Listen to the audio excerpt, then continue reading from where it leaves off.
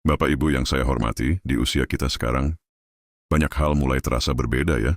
Dulu tubuh ini begitu ringan, melangkah cepat tanpa rasa lelah. Kini, baru menapak beberapa langkah saja sudah terasa ngos-ngosan. Kadang lutut berbunyi, punggung pegal, atau tangan sulit diangkat tinggi. Tapi coba kita berhenti sejenak dan bertanya dalam hati, apakah semua itu tanda bahwa masa bugar sudah berakhir? Tidak Bapak Ibu, sama sekali tidak. Tubuh yang menua bukan berarti berhenti kuat. Ia hanya butuh cara baru untuk dirawat.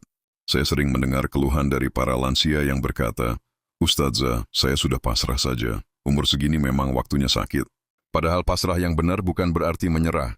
Justru di usia emas inilah kita sedang diberi kesempatan untuk mengenal tubuh dengan lebih bijak. Allah tidak menciptakan usia lanjut sebagai masa penderitaan, tapi sebagai masa penyempurnaan. Masa di mana kita belajar bersyukur atas nikmat-nikmat kecil yang dulu sering terlupa. Kalau dipikir-pikir banyak dari kita yang sudah terbiasa menelan obat setiap pagi. Kadang belum sempat sarapan, sudah lebih dulu meneguk segelas air putih bersama sejumput pil warna-warni. Tapi tahukah Bapak Ibu, tubuh kita sebenarnya rindu untuk sehat secara alami. Ia tidak ingin terus-menerus bergantung pada obat. Ia ingin digerakkan, diberi udara segar, makanan sederhana, dan hati yang tenang. Semua itu adalah obat alami yang luar biasa, asalkan kita mau memulainya perlahan. Ada satu hal penting yang sering saya sampaikan. Kesehatan lansia bukan tentang seberapa banyak obat yang diminum, tapi seberapa dalam kita memahami sinyal tubuh sendiri. Tubuh berbicara lewat rasa lelah, pegal, atau kantuk. Ia memberi tanda kapan harus berhenti dan kapan harus bergerak. Sayangnya, kita sering menutup telinga dari bahasa tubuh itu. Maka di video ini saya ingin mengajak Bapak Ibu belajar membaca kembali pesan-pesan kecil dari tubuh, agar kita bisa kembali bugar tanpa bergantung pada obat kimia. Mari kita mulai dari niat. Niat untuk sembuh, niat untuk hidup lebih sehat, dan niat untuk kembali mengenali diri. Karena sejatinya, tubuh yang kuat bukan hanya karena makanan atau olahraga, tapi juga karena semangat dan doa yang terus menyala di dalam dada. Mulai hari ini kita jadikan semangat sehat sebagai ibadah, sebab menjaga tubuh berarti kita sedang menjaga amanah Allah. Bapak Ibu yang saya sayangi, kadang kita lupa bahwa pikiran juga punya pengaruh besar terhadap kesehatan tubuh. Coba Bapak Ibu ingat berapa kali dalam sehari kita mengeluh, aduh lutut saya sakit, saya memang sudah tua atau sudah waktunya begini. Kata-kata seperti itu walau terdengar sepele, sebenarnya sedang menanamkan sugesti pada diri sendiri bahwa kita lemah. Padahal tubuh kita mendengar apa yang pikiran ucapkan. Ketika pikiran berkata lemah, tubuh ikut melemah. Tapi jika pikiran berkata, saya kuat, saya masih bisa, maka tubuh pun akan berusaha menyesuaikan diri. Saya pernah bertemu seorang nenek berusia 78 tahun yang masih rajin menyapu halaman setiap pagi. Ketika saya tanya, nenek kok semangat sekali? Dia menjawab dengan senyum. Kalau saya berhenti bergerak, nanti badan saya cepat rusak. Kalimat sederhana itu ternyata mengandung hikmah besar. Artinya, selama pikiran kita mau terus hidup aktif dan semangat, tubuh akan ikut menyesuaikan. Bagian kesehatan bukan hanya tentang makanan dan obat, tapi juga tentang cara kita berpikir dan memandang diri sendiri.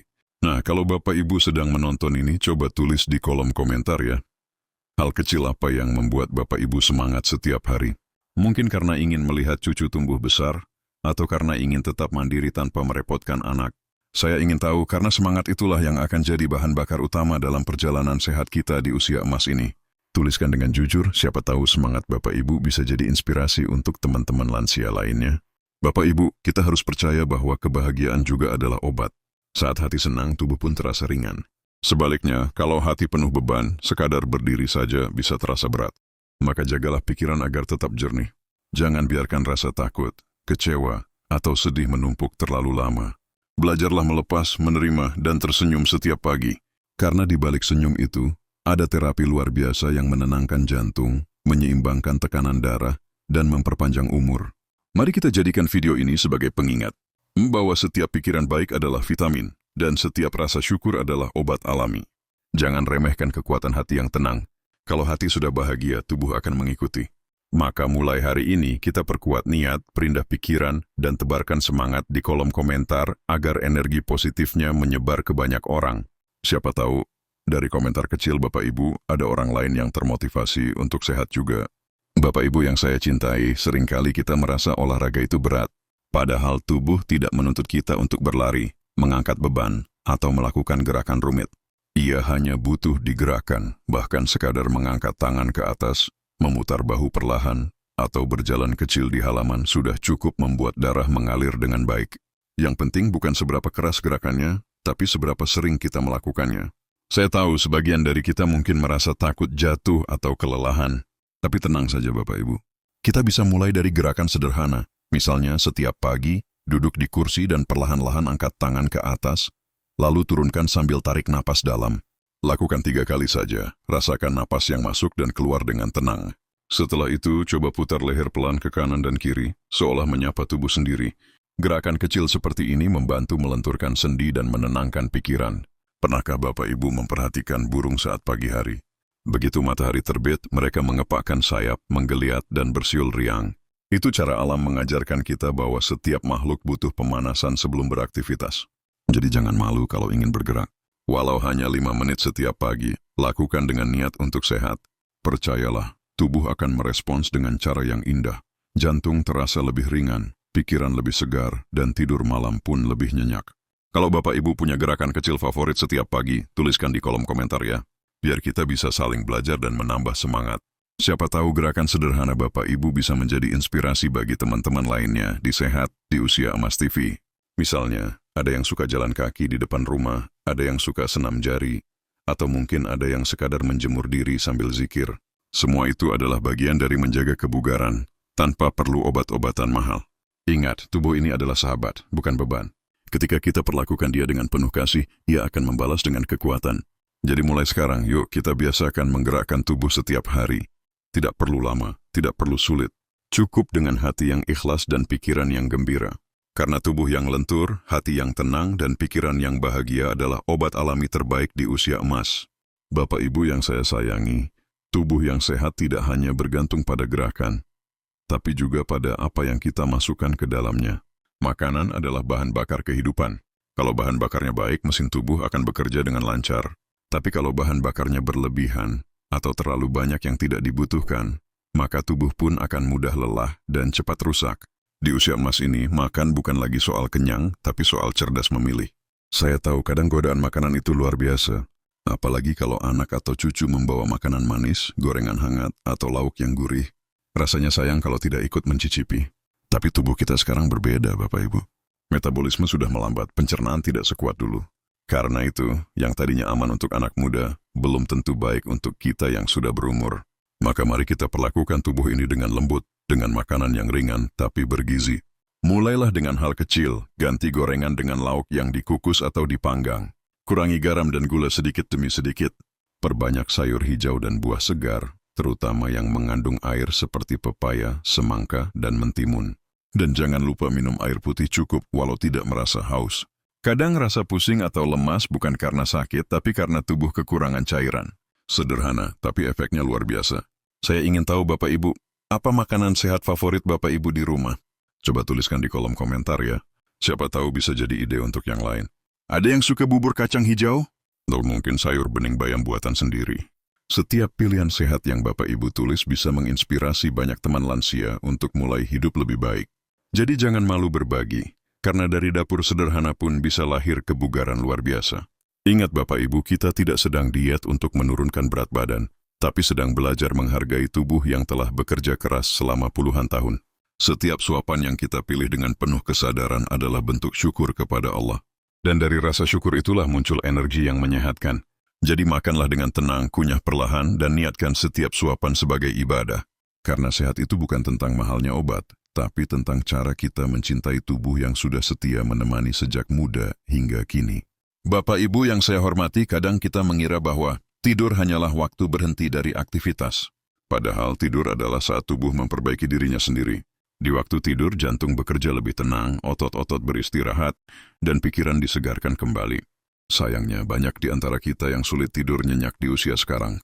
Ada yang sering terbangun tengah malam, ada yang baru bisa tidur menjelang subuh, bahkan ada yang hanya bisa tidur 2 atau 3 jam saja. Saya tahu rasanya Bapak Ibu. Di malam hari, pikiran sering berkelana, memikirkan anak-anak, cucu, atau kenangan masa lalu. Kadang hati terasa sepi atau badan tidak nyaman. Tapi justru disitulah kita perlu belajar berteman dengan malam. Jangan lawan rasa gelisah itu dengan keluhan, tapi hadapi dengan kelembutan. Cobalah duduk tenang, ambil napas panjang, lalu ucapkan kalimat zikir pelan-pelan. Ya Allah, tenangkan hatiku seperti Engkau menenangkan malammu. Ulangi sampai hati terasa ringan. Banyak orang mencari obat tidur padahal tubuh kita punya cara alami untuk memanggil kantuk, yaitu dengan rutinitas yang damai. Matikan televisi sedikit lebih awal, redupkan lampu, dan biasakan minum air hangat sebelum berbaring. Bisa juga dengarkan murotal lembut atau suara alam yang menenangkan. Dan yang paling penting, tidurlah dengan hati bersih. Maafkan orang lain dan maafkan diri sendiri. Karena hati yang ringan akan membuat tidur menjadi ibadah yang menyembuhkan. Kalau Bapak Ibu punya kebiasaan unik sebelum tidur, saya ingin tahu juga, tulis di kolom komentar ya. Siapa tahu bisa jadi inspirasi bagi yang lain. Ada yang suka mendengarkan Al-Quran, ada yang suka menulis rasa syukur hari itu di buku kecil, atau mungkin hanya duduk sejenak sambil berdoa untuk keluarga. Semua itu baik karena membuat hati damai sebelum menutup mata. Ingatlah Bapak Ibu, tidur bukan sekadar istirahat, tapi tanda bahwa Allah sedang menenangkan tubuh kita setelah seharian bekerja. Maka tidurlah dengan syukur, bangunlah dengan semangat baru, karena setiap pagi yang Allah beri adalah bukti bahwa tubuh kita masih diberi kesempatan untuk memperbaiki diri, dan masih pantas untuk dijaga dengan penuh kasih. Bapak Ibu yang saya cintai, pernahkah kita berhenti sejenak dan bertanya, apa sih makna bahagia di usia sekarang? Dulu mungkin bahagia itu saat bisa bekerja, membeli sesuatu, atau melihat anak-anak tumbuh. Sekarang di usia emas ini, kebahagiaan berubah menjadi sesuatu yang lebih lembut. Seperti bisa bangun pagi tanpa nyeri, bisa makan dengan tenang, atau bisa mendengar tawa cucu dari ruang tamu. Ternyata bahagia tidak hilang seiring usia, ia hanya berganti bentuk. Seringkali yang membuat hati kita berat bukanlah usia, tapi kenangan dan harapan yang belum selesai. Kadang ada rasa kecewa, penyesalan atau kesedihan yang tidak sempat diungkap. Tapi Bapak Ibu, jangan biarkan masa lalu mencuri kebahagiaan hari ini. Apapun yang sudah lewat, biarlah menjadi guru, bukan beban. Kita tidak bisa mengulang waktu, tapi kita bisa memperbaiki cara kita memandangnya. Lihatlah setiap keriput di wajah bukan sebagai tanda tua, tapi sebagai jejak perjuangan hidup yang indah. Saya ingin mengajak Bapak Ibu hari ini untuk menemukan satu alasan sederhana untuk tersenyum.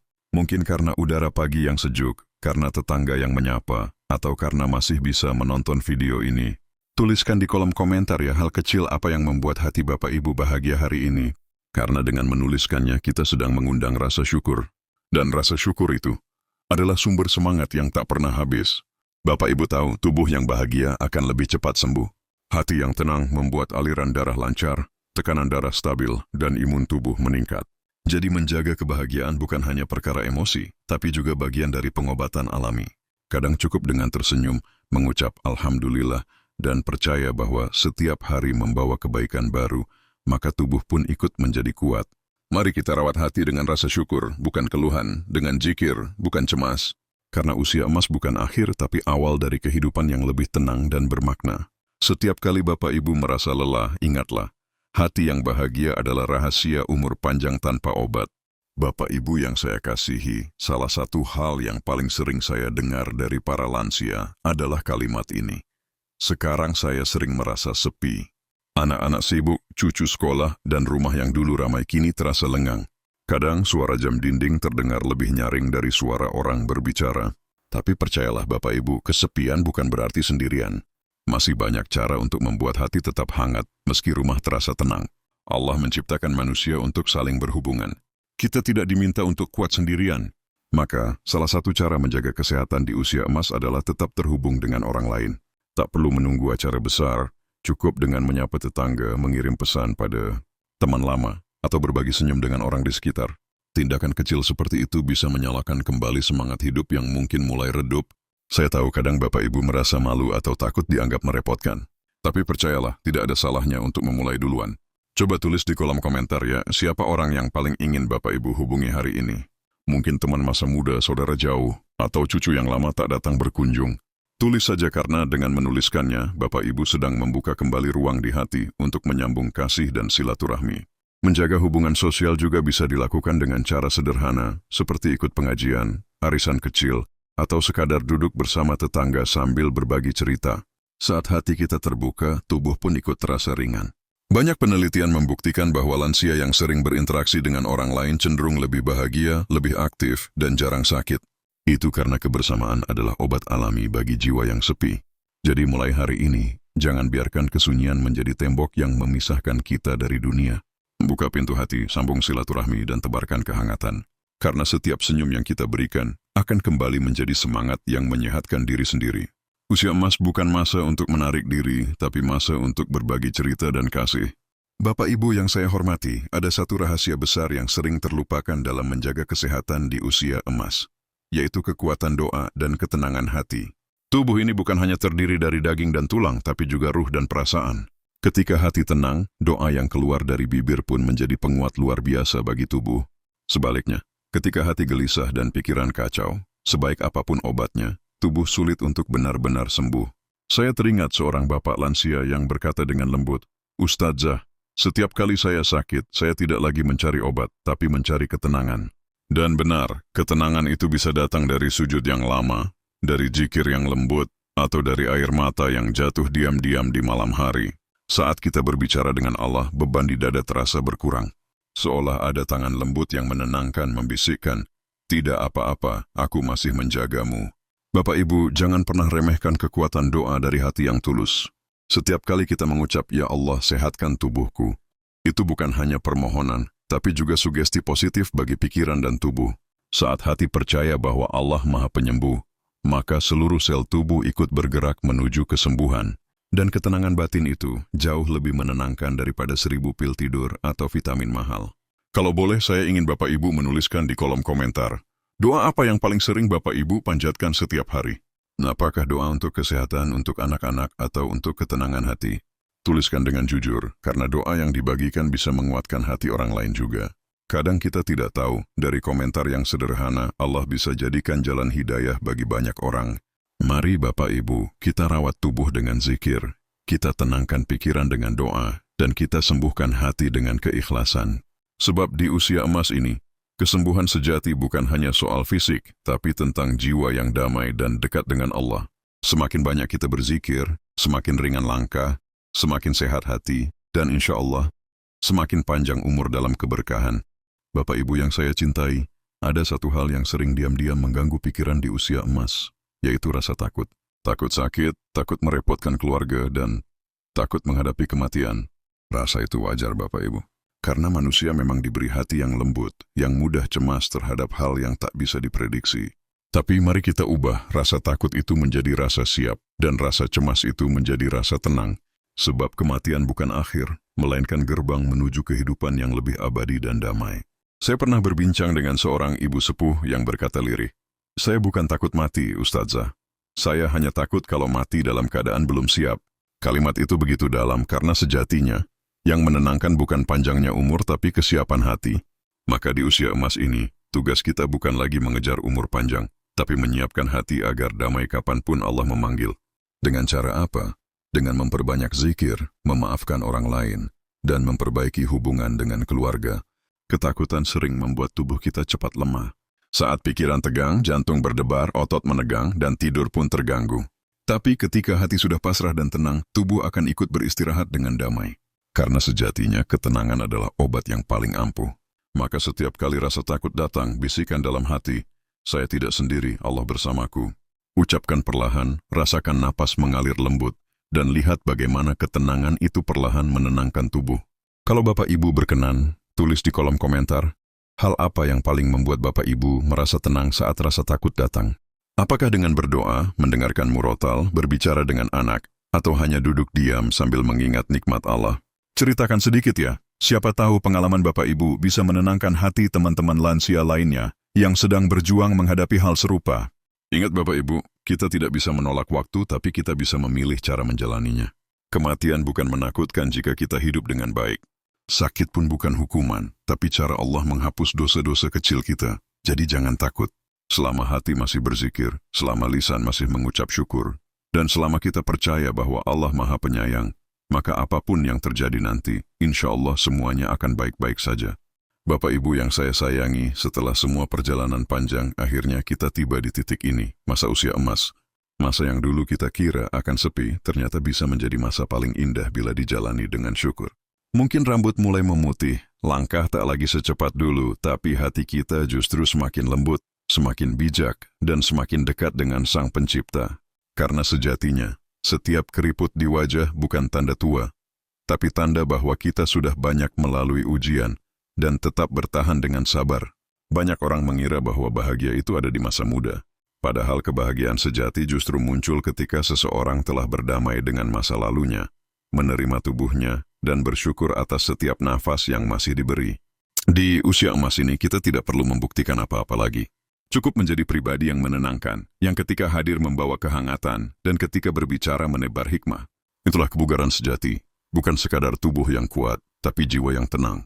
Mari kita jadikan hari-hari ini sebagai waktu untuk menebar kebaikan kecil, menyapa tetangga dengan senyum, mendoakan anak-anak tanpa pamrih, atau hanya duduk sambil mengenang nikmat-nikmat Allah yang tak terhitung. Karena di usia ini, setiap detik menjadi berharga. Jangan biarkan waktu terbuang untuk mengeluh. Setiap rasa sakit, setiap rasa lelah, semuanya akan bermakna bila dibalut dengan rasa syukur. Kalau boleh, saya ingin mengajak Bapak Ibu menulis di kolom komentar, hal apa yang paling Bapak Ibu syukuri hari ini? Mungkin karena masih bisa berjalan sendiri, masih bisa mendengar suara azan, atau masih diberi anak-anak yang peduli. Tuliskan ya Bapak Ibu, karena setiap rasa syukur yang kita tulis akan memperkuat hati orang lain juga. Dan siapa tahu, dari komentar Bapak Ibu, ada yang kembali semangat menjalani harinya. Dan sebelum video ini berakhir, izinkan saya mengucap terima kasih atas waktu dan perhatian Bapak Ibu. Semoga setiap langkah, setiap detik napas, dan setiap helaan zikir kita di usia emas ini dicatat Allah sebagai ibadah. Jangan lupa Bapak Ibu, untuk like, subscribe, dan bagikan video ini agar semakin banyak sahabat lansia yang merasakan kedamaian tanpa obat. Sampai jumpa di video berikutnya, di channel Sehat di Usia Emas TV, tempat berbagi cerita, semangat, dan ketenangan untuk hati yang ingin terus bersyukur.